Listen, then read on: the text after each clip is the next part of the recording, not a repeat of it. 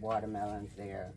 The bigger ones, those are the smaller ones, sugar babies, by that they call them ice box. These are some cucumbers. This one already getting the flower, so you know they need to leave. And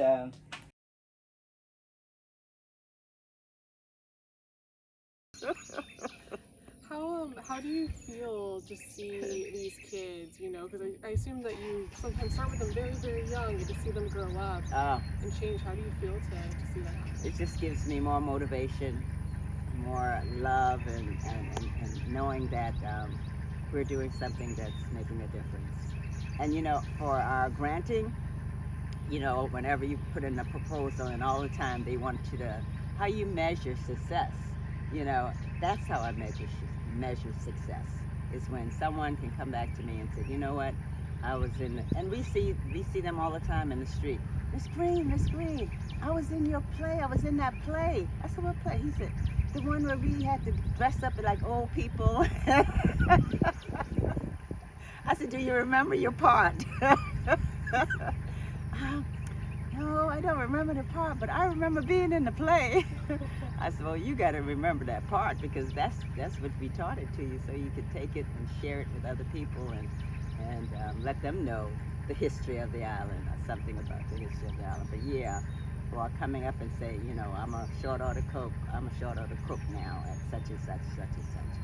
Yeah, that sort of thing. It just like moves me to the point that, you know, I said, you know, I just keep doing it, find somebody else that has the kind of passion that I have, or have a passion for growing and teaching youth, and just teaching, period. Because we teach adults now.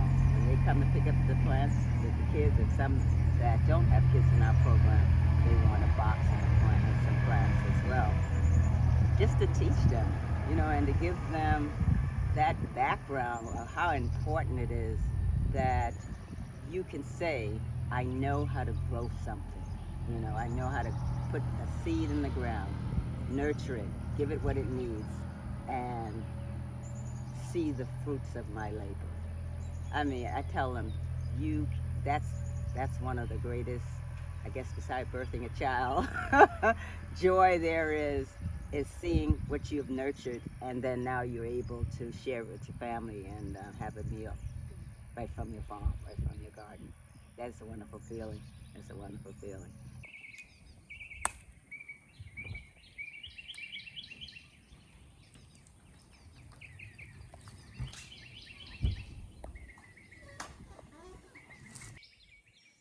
He was, we believe he was enslaved right here on this property.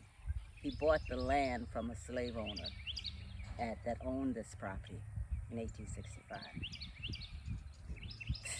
And I just found that out about a month ago.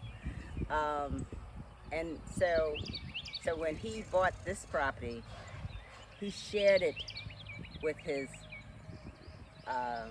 sisters and his brothers. For this field here has been a challenge, because we planted, this is the second time we planted what we have in that squash in there. And it could be the seed, it could be the soil, it could be the weather, the environment, and the inconsistency in the, so it's hot now, then next day is cold, the next day's hot, it's cold. You know, they have to adapt to that as well, just like we have to adapt to it. So some of them are able to adapt quickly, and some of them are not. So we have to help them along to be more, to grow and to be strong. And once they get stronger, they can take anything.